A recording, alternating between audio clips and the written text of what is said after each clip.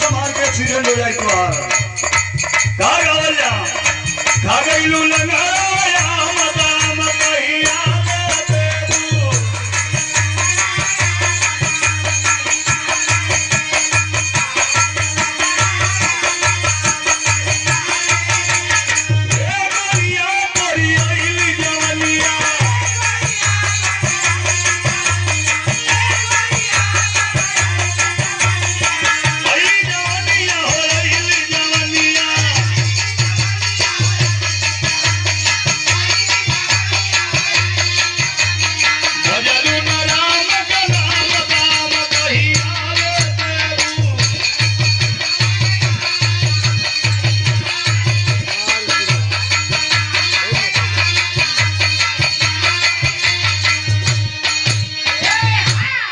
इधर कुल तरज बा।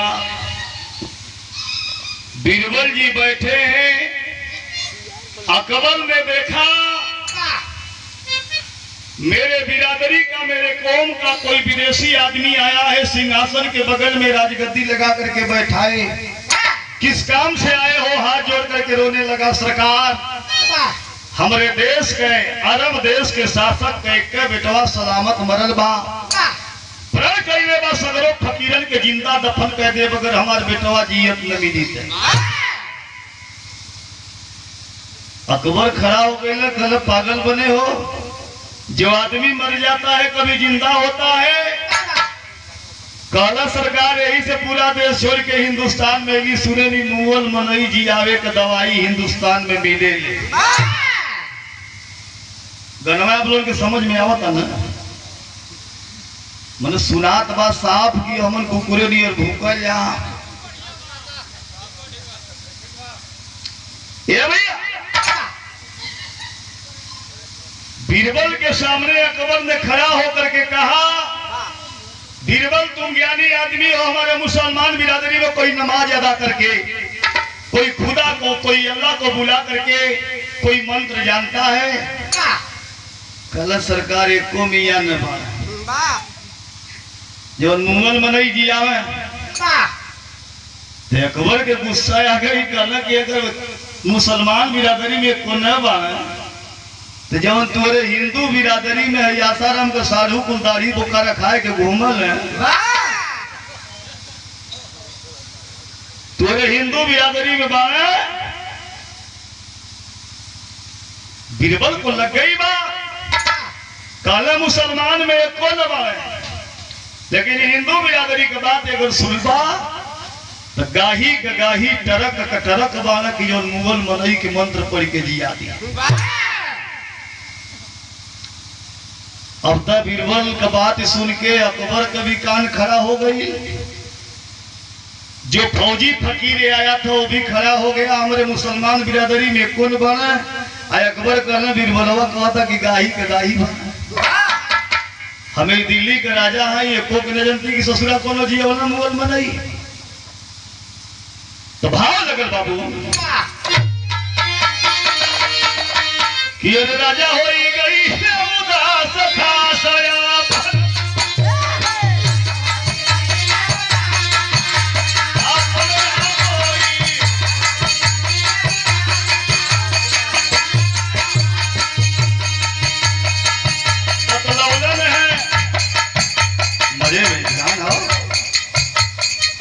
बतलावलन है बीरबल जी। अकबर जी कहे तुम जल्दी बतलाओ, कहे जानी के बताइएगा, कहना फर्स्ट सेकेंड थर्ड, कहना फर्स्ट मनई के बतलाओ, कौन मनई हिंदुस्तान में आज मुगल मनई जिया वाला? बतलावलन है का नाम सूरदास जेना हेला बिंद्र बोला,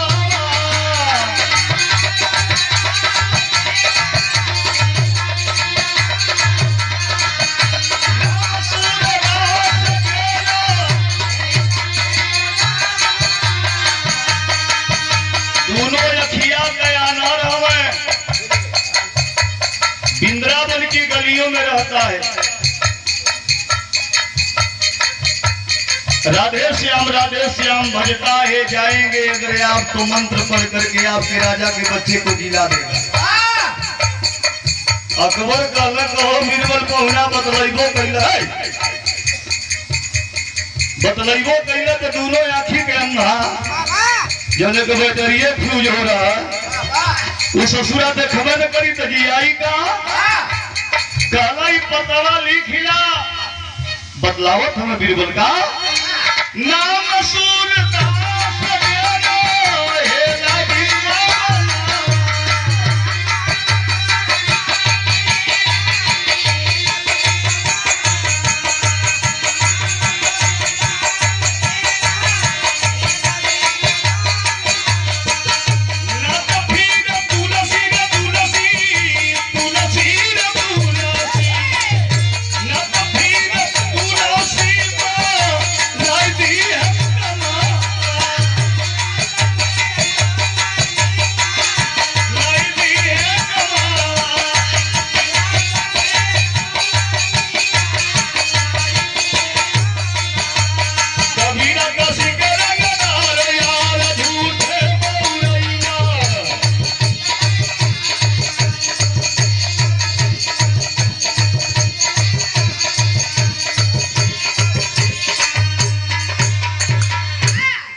बीरबल बतलौलन की फर्स्ट पेज पर सूरदास वृंदावन में, सेकेंड पोजीशन पर तुलसीदास जौन रामायण का रचना कैले हन। कहले अगर ये दोनों ने काम बनाई है तब तो कहला कहीं मत जइहा फौजी महाराज बौरहू के नगरी में जेकर कौनो जोड़ न हो बेगम बनारस। बनारस कहा गया, बनारस में यही है अगर कबीर साहब से भेंट हो जाई तो कबीरो साहब मुगल मनई जी आवे गीत नौकी लगे।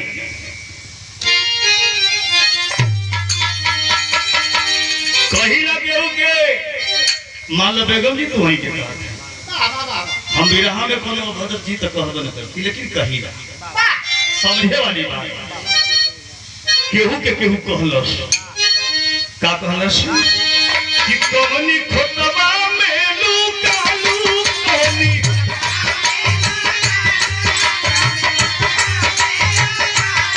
चिड़ै दूध मलाई खालू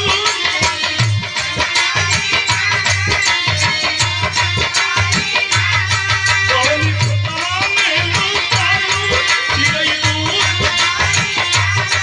यही बाजार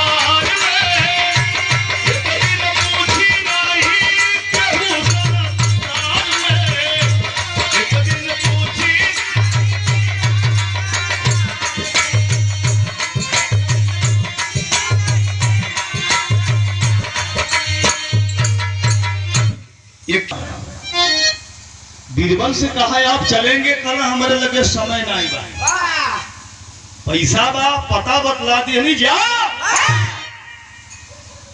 अरब कंट्री का फकीर फौजी गलियों में भटक रहा है, वृंदावन की गलियों में लोगों से पूछा कोई सूरदास है अंधा आदमी है जो मरे हुए इंसान को जिलाता है। 12 हिंदुस्तान का धरती जेकर बात बतलौदू बेगम जी से साक्षात नारायण लोग रहलन, लेकिन साधारण आदमी के इतिहास ये धरती पका रहल। लोगों ने बताया जो झोपड़ी में बैठा है राधे श्याम अंधा आदमी भज रहा है वही सूरदास जी है। फौजी बगल में खड़ा हो गया झोपड़ी के बगल में, 12 आंख का अंधा सूर्य आदमी बुला लिया, बैठो हिंदुस्तान के नहीं हो किसी बाहरी मुल्क के हो। फौजी कांपने लगा, यह वो धरती है, कैसे आए हो? हिंदुस्तान का वृंदावन का अंधा आदमी पूछत हो, का पूछत हो कि फौजी वृंदावन में जाके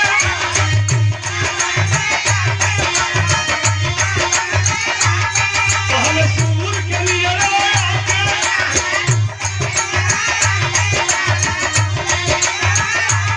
फौजी वृंदावन में जाके कहल सूर बड़े मान से बाबा आई माई दूसरे वतन से हो।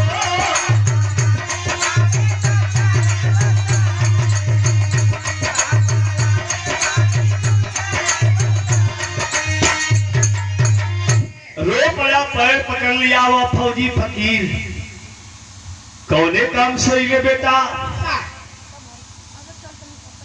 जिगरे पाँव न फटी बयारी सो का जानी पीर रोत और रोता में बड़े करुण भाव में कहलस का कहलस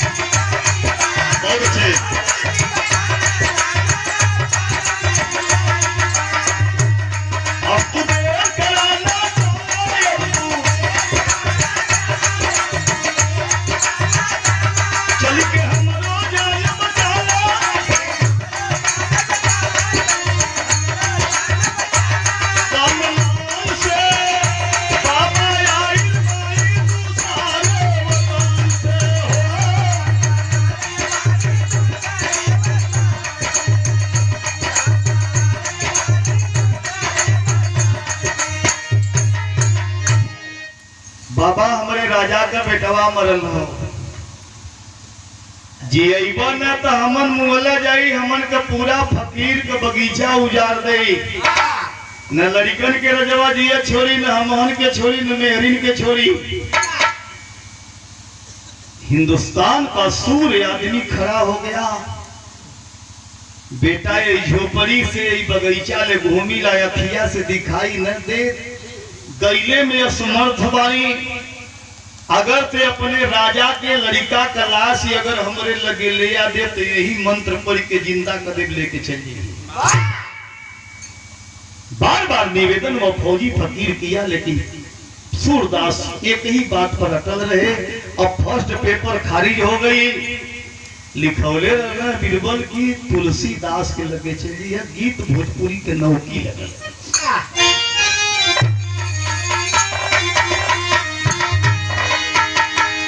कोनो दुल्हनी के दुल्हा परदेश गई घरवा ठियानरा नियर देवर रहा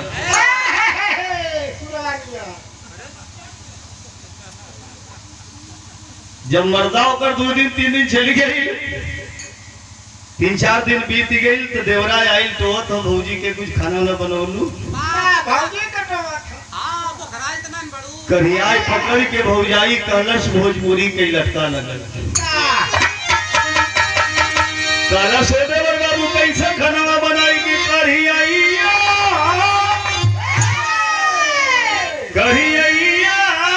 देवर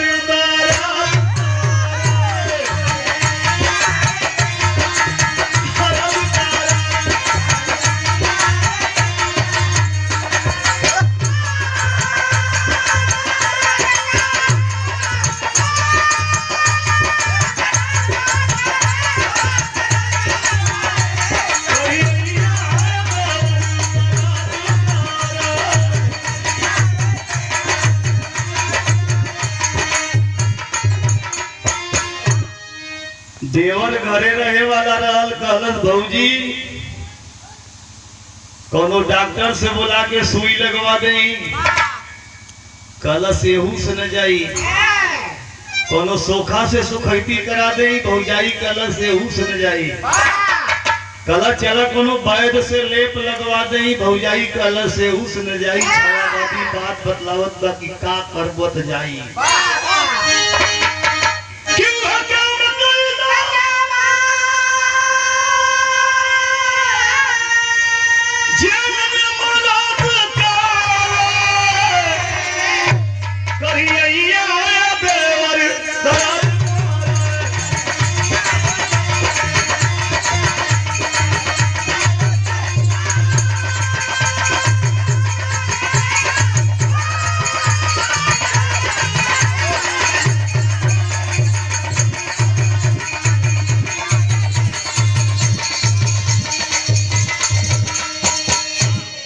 वह काम कई दो जेवन मर्द करे करियाई के बत्था तब दूर हो जवन मर्द अब का करत रहल तेल रहल कि दबावत रहल तो छायावादी बात वहीं तक सीमित हो। लेकिन देखें सेकंड परिचय पर गया है।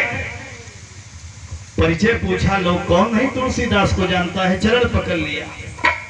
जवन बतिया सूरदास से कहले रहल वह बतिया कहल का कहलस तेरे कहे फौजी कहे फौजी बाबा तू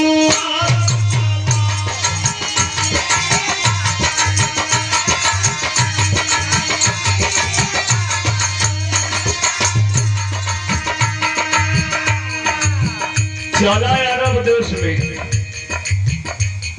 कहलन का करे सगरो बतिया रो के बतलावत बा बतलावला तुलसीदास हमार मजबूरी बा मंत्र पढ़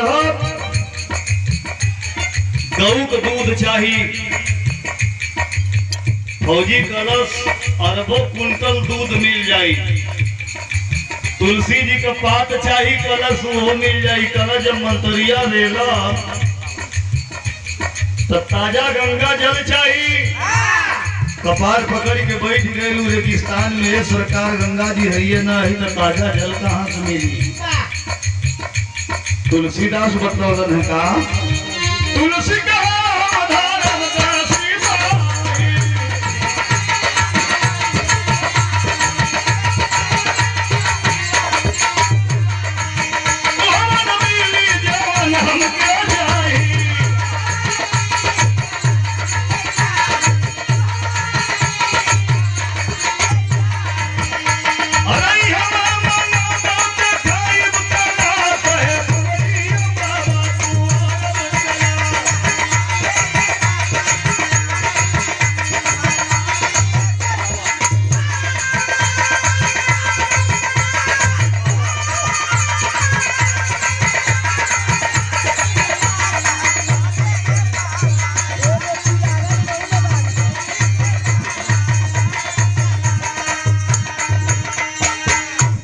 सरकार सगरो व्यवस्था दे लेकिन ताजा गंगा जल न दे। कहला वही मंत्रिया हमारा रख जाई तो राजा का लड़कवा जिंदा न हो। भाग मायूस हो गया, चल दिया तीसरे पेज पर गीतिया हुए बा कि कचौड़ी गाली सुन कैला बलबू अमीरियापुर के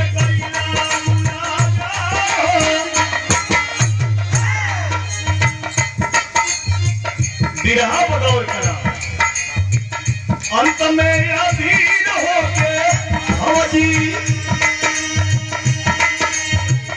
अंत में अधीर होके फौजी काशी लगा हवा तबीर होगी।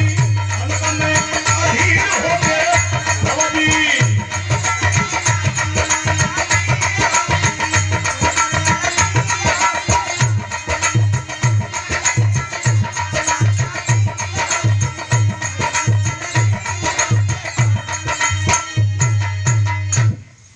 लहरतारा की गलियों में वो फौजी फकीर भटक रहा है। सर पर मुसलमानी टोपी देकर के शरीर पर इम्तियाज भैया हिंदू लिबास पहना हुआ कबीर खड़ा है। फौजी चरण पकड़ के रोने लगा बाबा हमार दवाई तो तू बाद में करी है, पहले तू बतलावा एक जाति का हवा कि तिर जाति का हवा। कबीर साहब कहना बचवा पूछल का कहा चाहत हवे। कबीर साहब से पूछ पड़ावा क्या कि कहले कबीर कि कहले कबीर जी से सोना सुताला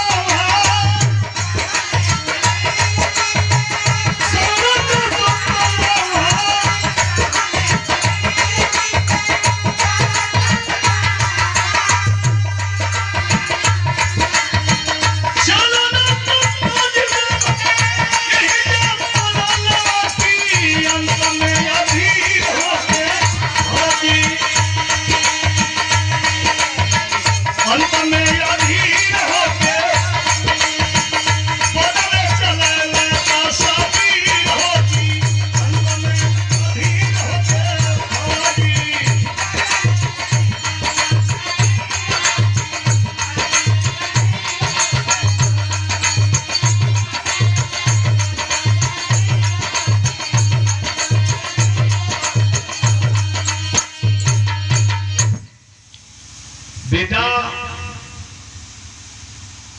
ना तो मैं हिंदू हूं, अगर मुसलमान समझ करके आए हो तो अपने मुल्क चले जाओ, हिंदू समझ करके आए हो तो अपने वतन को जाओ। ना तो मैं हिंदू हूं बेटा, ना तो मुसलमान हूं, उसे अल्लाह ताला का, उस खुदा का, उस भगवान का भेजा हुआ एक सच्चा इंसान हूं बेटा। कलश बाबा के बतिया में दम्बा, बाबा हमन के बाल बच्चन के बचाएला है। कल अगर सारे फकीरों को सूली पर वो चढ़ाएगा और भारत का 2 लोग फेल हो गए तो एक कबीर चलेगा तेरे लिए, उन फकीरों के सम्मान के लिए चलेगा। विराह में पहपट कलाई लगा।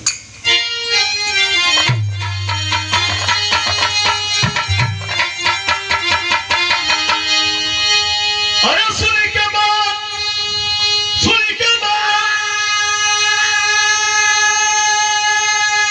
तब करने लगा गुलाना भारत देसारा में।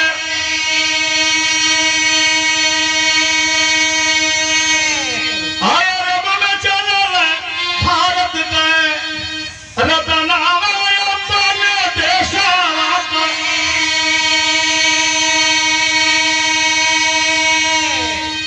झोली उठा लिए कबीर चल दिए।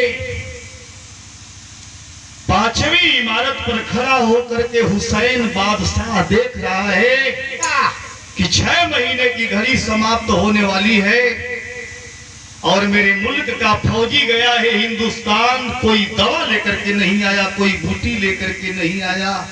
तौले आगे आगे फौजी, पीछे पीछे सर पे मुसलमानी टोपी, शरीर पर हिंदू लिबास पहने हुए देश का कबीर चला गया। हुसैन बादशाह नीचे उतरा है, फौजी को एक लाइन में खड़ा कर दिया। कहा किस मदारी को लाए हो, किस भिखारी को लाए हो? ये आदमी मेरे बेटे को जिंदा करेगा। हिंदुस्तान से एक पागल पकड़ करके लाए हो। कबीर साहब को जलपान देना चाहता है। कबीर ने जलपान ग्रहण नहीं किया। कहा कि बादशाह अपने बेटे की लाश को बाहर निकालो। बरामदे से बाहर जब निकाला है हुसैन सलामत की लाश को, कबीर ने कहा किसे मानते हो? हुसैन कहा खुदा के अलावा, अल्लाह ताला के अलावा मैं किसी को नहीं मानता हूं। तो कहना पहले तुम्हारे अल्लाह का व्यवस्था हो जा, आजमाइश हो जा। लाश को 5 बार पैकर्मा करके एक नारा दिया। का कहना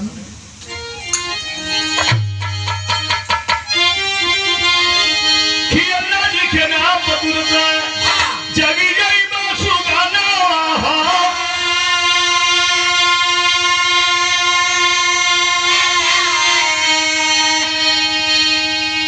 भगवान का जादू करके करने लगा बयाना।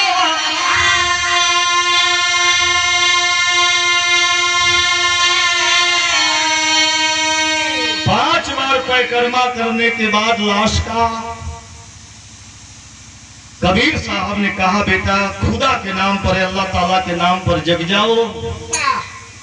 जैसे लसिया पड़ल बा वही तरह पड़ल बा। कल अगर हिंदू लोग भगवान के मानना तो भगवान के नाम पर 5 बार पैकर्मा करके भगवान के नाम पर बेटा जग जाओ।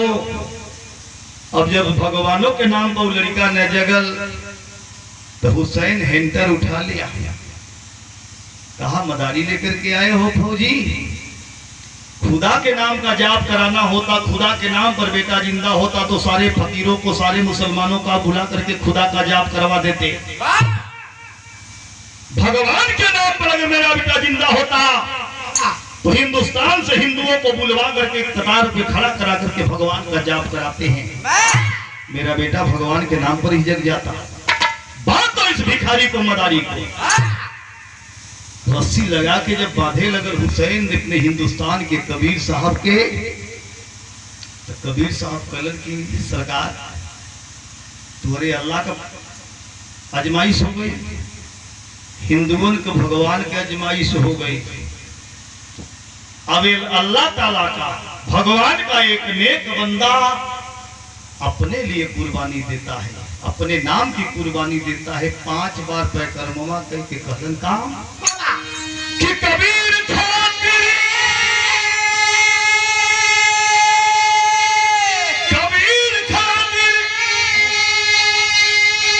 उठ जाइबा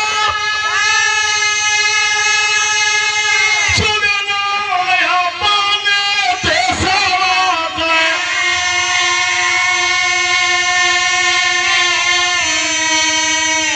उठ के बैठल रास जगिती लगना अपने देशवा।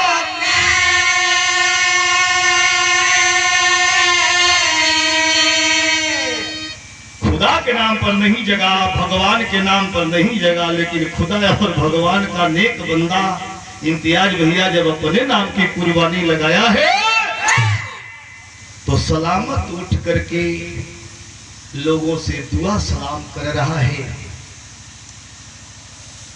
हुसैन पागल हो गया। हिंदुस्तान के भिखारी में, हिंदुस्तान के मदारी में इतनी ताकत है जो मेरे खुदा से बड़ा हो गया। आधा का 4 लाइन सवाल गावे हमारे यहाँ तो मिस्टर वकील खलीफा।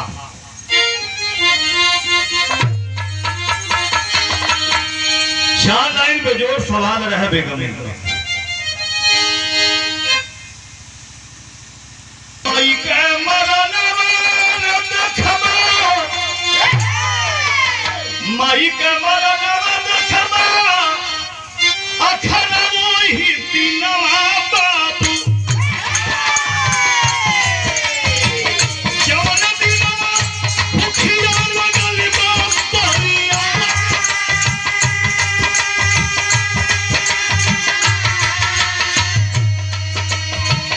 मेहरी का मरन मेहरी का मरन अखरा वही दिनवा बाबू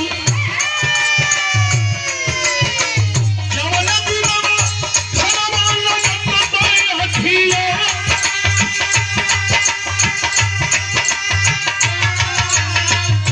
भाई का मरन बाबू का मरन अखरा वही दिनवा बाबू।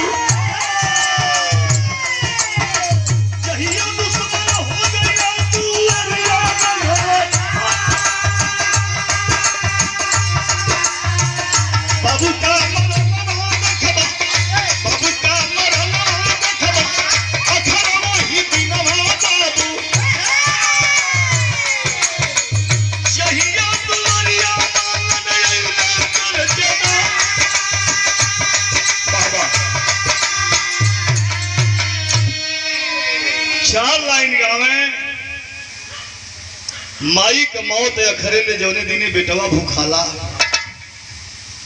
बाबू का मौत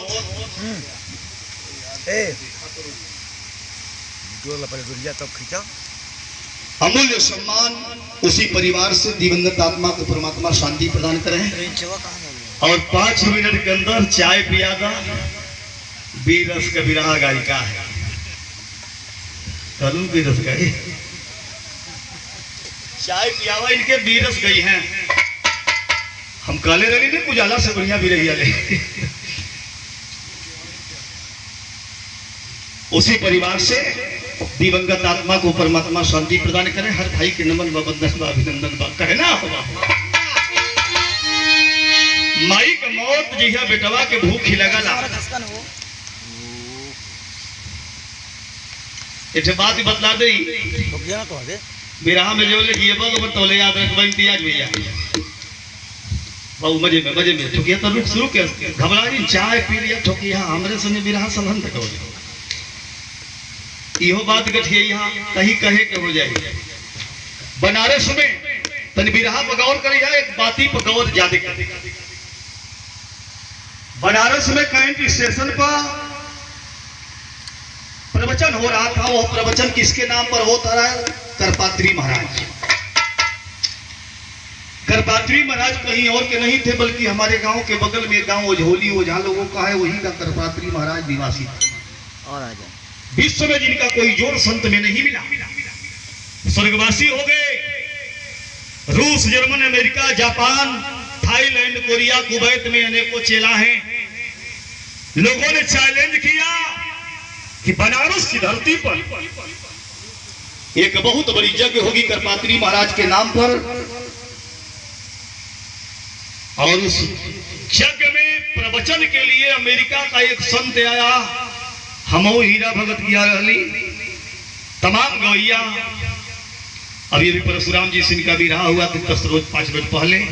परशुराम भी अच्छे कलाकार हैं, सारे कलाकार इनकी। आज भैया हम लोग गए यज्ञ प्रवचन सुनने के लिए। हीरा जी भी थे उस समय, बुल्लू जी भी जिंदा थे, रामदेव जी भी जिंदा थे। वो अमेरिका का संत जब मंच पर चढ़ा, भी रहा हो तो रोज सुनने को मिली, कुल न मिली। जब अमेरिका का संत मंच पर चढ़ा तो चैलेंज कर दिया हिंदुस्तान के लोगों को, विश्व के लोगों को, कि मैं अमेरिका का संत हूँ, खाटी भोजपुरी बोल रहा हूँ, हिंदू बोल रहा हूँ, उर्दू बोल रहा हूँ, हिंदुस्तान की धरती पर आया हूँ प्रवचन करने के लिए। जिसके पास जो सवाल हो वह सवाल पूछे, अगर उस सवाल का जवाब हम नहीं दे देंगे तो हिंदुस्तान की धरती पर प्रवचन करने दोबारा जीवन में नहीं आएंगे।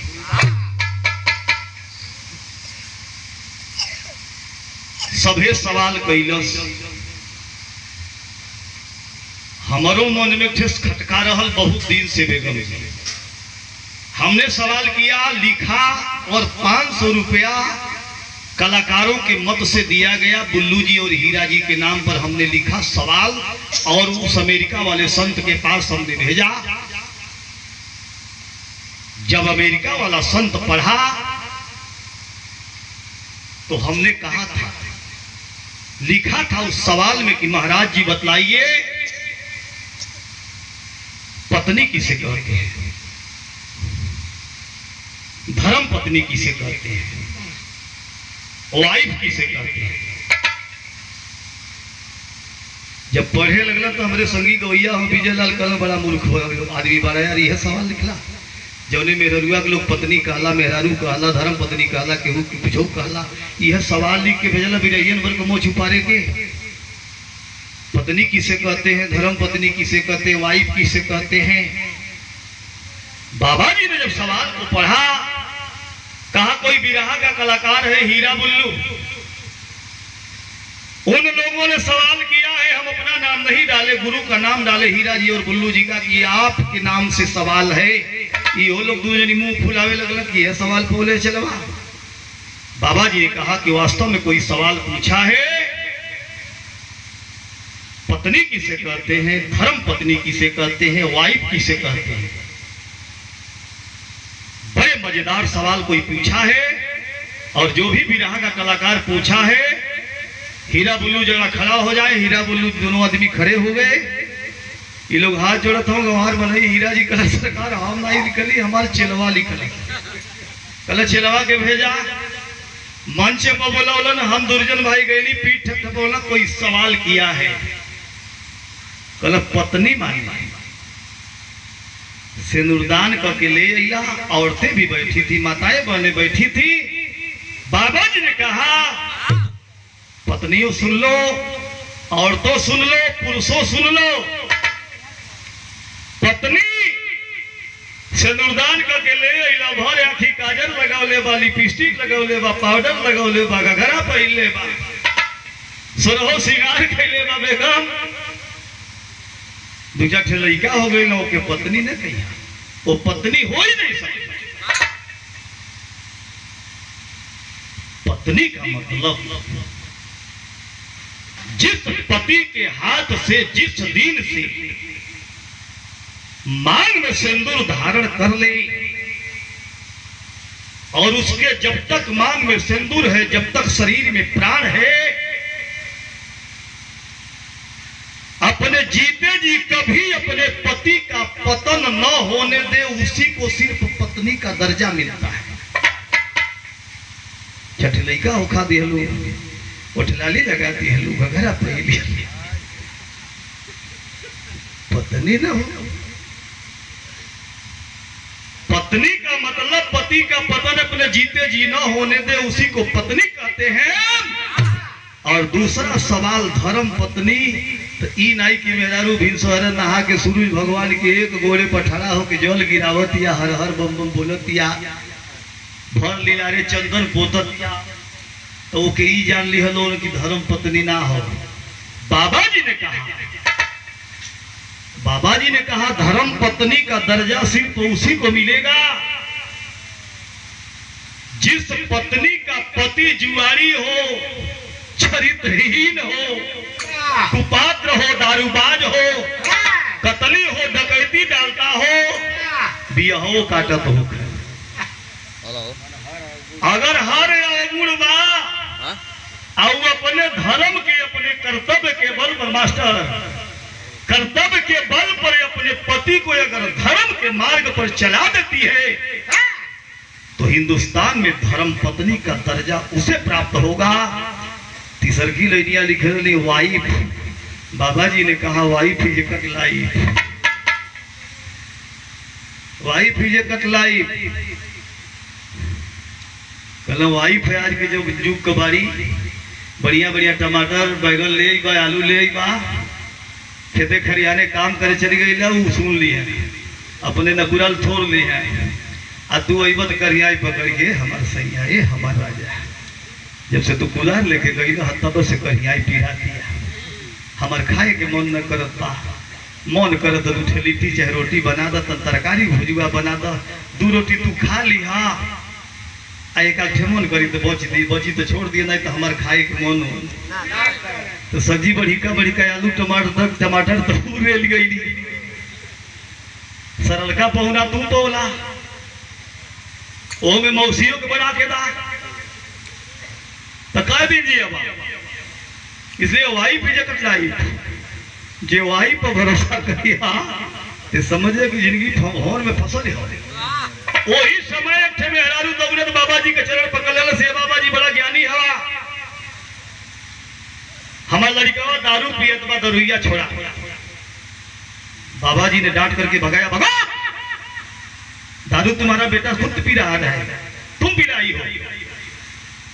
मातारी छाती पीट के रोवत दिया, ए बाबा हमारे एक बेटवा दारू पी के यही तेरे भइल बा, हम अपने बेटवा के दारूबाज बनौली। कल हाँ आज की 99% औरतें दारूबाज अपने बेटे को बुला रही हैं। लोग सवाल करेंगे बाबा कैसे? कहला पहले के मेहरारू जब बच्चा पैदा होखे बेगम तो बच्चा के पहले अपन अमृत पान करा मास्टर, अमृत पान करा में, स्तन पान करा में। डॉक्टरों कहे कि पहले मतारी का दूध अमृत से बढ़िया बा। आज अब 3 महीना के धीरे धीरे ऊंचात बा तौले मेहरारू मर्दे के कान फूकर शुरू कर दिलस। ये सही है हमार हालत देखत हो, खूबसूरती बिगड़ जाई, जो नामे के गादा लियर चूसल तुअर भूला जाइए हमार सैया। तो रजब कहे का कोरी तो कल से लड़का हो दूसरे छाती झुलाई तो भैंसी के पड़ेरू खंझोरी तो कई दिन का हमारी जिंदगी रह जाए। ए बाबा बाबा जी कहना तुम्हारा तो महोदय क्या कर दूध पिल्ली ले आ देता ना। मैं लड़का ना भेल तो दूध पिल्ली घरे आ गई। लड़का हॉस्पिटल में जन्मल चाहे घरे जन्मल, महतारी हाथ से वो बोतल पकड़ा दी। तो जब लड़का बोतल पकड़ी के पियले रहे, जब वो बोतल छोड़ी तो दूसर का बोतल खोजी ने। बाबा जी कहना कि दूसर का बोतल जब ये दूधे से मन भर गई बेगम, जब दूध से मन भर गई तो दूसर का बोतल खोल शुरू कर दिया। तो जानी वाकर बंटी बबली लैला मजनू रम बात कहीं कुछ हो बा वो बोतल पर। बाबा जी ने कहा वो बोतल पियत पियत जब थक गई हॉस्पिटल में पहुंच गई, वो डॉक्टर साहब बोतल लटका दिया। तब गड़गड़ाए के पिए, यार फर्क रहल कि बूंदा बूंद पिए। मनो बच्चे की जिंदगी बोतल में ही बर्बाद हो गई। बिरहा पर गौर करे, बात आ गई सामने बाबू कि भगती में सकती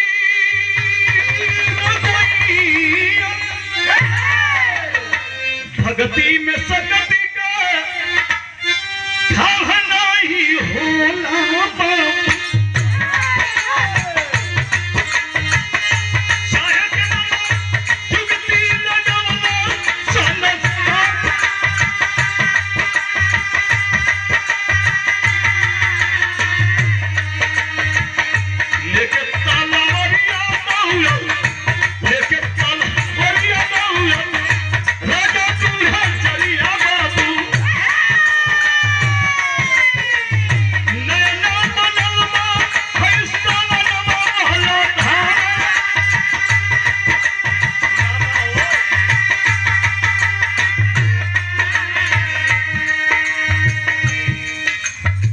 तलवार लेकर के दौड़ पड़ा हमारे खुदा से बड़ा हो गया तू भारत का भिखारी भारत का मदारी।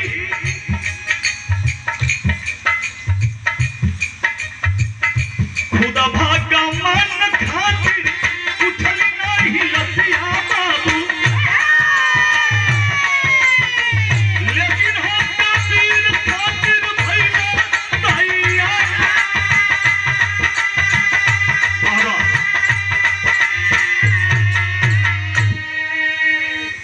बधवा दिया बोटी बोटी कर दो इस कबीर का हिंदुस्तान की धरती पर इसकी माटी इसका मांस का दोथड़ा न जाने पाए।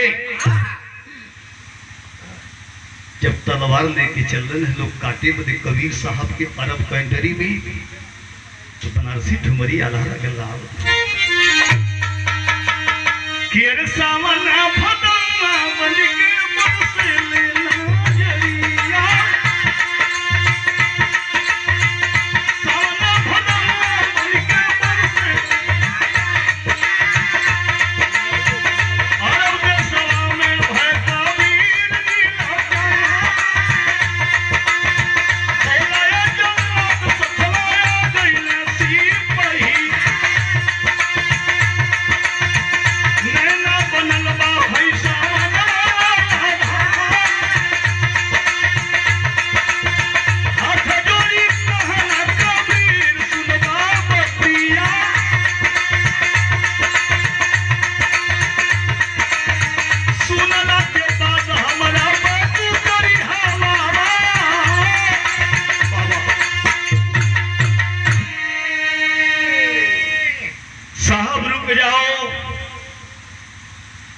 रोम रोम पर तलवार चलाना लेकिन खुदा खुदा जपने से भगवान भगवान जपने से खुदा तेरी एक नहीं सुनेगा। भगवान भगवान दिन रात जपोगे एक नहीं भगवान सुनेगा। भगवान करता है क्या बिरहा के आखिरी चोर पर हीरा जाओ दीवानी लगाए। आखिरी उपदेश अरब कंट्री में साहब कबीर ने दिया हुसैन बादशाह को। क्या कहलन है कि कबीरा कहा कि भावना जो समय कोई सारा है भगवान हो भगत के बसा में।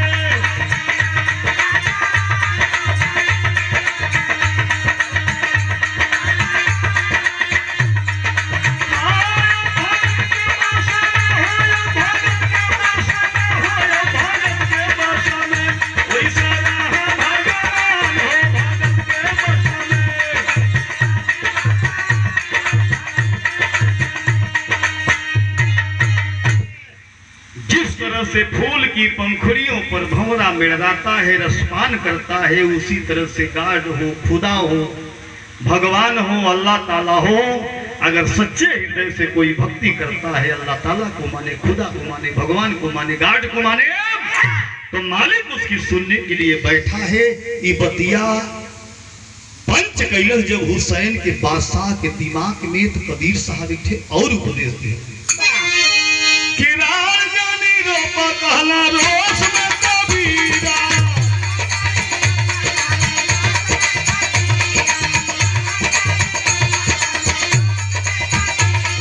रोश में कबीरा जखना रोश में कबीरा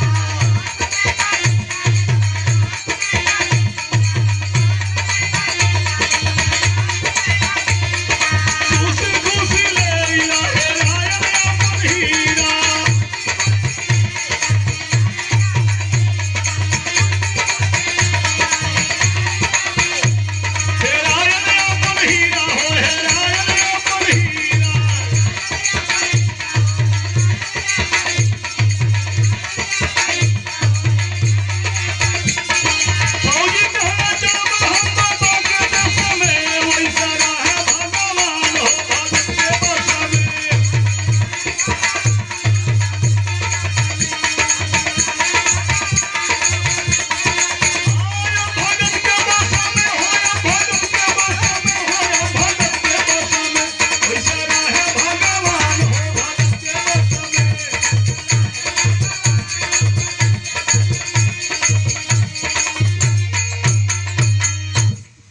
परिवार से दिवंगत आत्मा जहां कहीं हो परमात्मा शांति प्रदान करे। फौजी जब सुना है हुसैन बादशाह चरण पर तलवार फेंक करके मस्तक ले रगड़ने लगा, बाबा बड़ी गलती हो गई, हम केवल खुदा खुदा जपते थे, तहे दिल से नहीं जपते थे। आप तहे दिल से भगवान का, खुदा का, गाड का, सारे लोगों की पूजा अर्चना करते हैं, इसलिए परमात्मा आपकी सुनता है। आप लोगों को भी तहे दिल से 2 मिनट या आधा मिनट परमात्मा की पूजा करनी चाहिए। जब चलने लगे कबीर साहब तो फौजी शिष्य बन गया, जो लेकर के गया था, कहा बाबा अपने मातृभूमि से नफरत हो गई, आपके वतन हिंदुस्तान में चलेंगे। बाबा जी के शरण में जीवन यापन किया, बनारस की धरती पर लहरतारा में। जब आखिरी समय आया, मौत हुई, उस समय अकबर बादशाह को खबर लगी, उस फौजी के लाश को तो दफन किए, लेकिन जो 14 रत्न आज भी विराजमान अकबर के दरबार में था, उस 14 रत्न में एक अरब देश का वह फौजी का भी नाम 14 रत्न में अमृत के बल पर आता है। तो कहना है बाबू, गुरु बिहारी गुरु रमन जी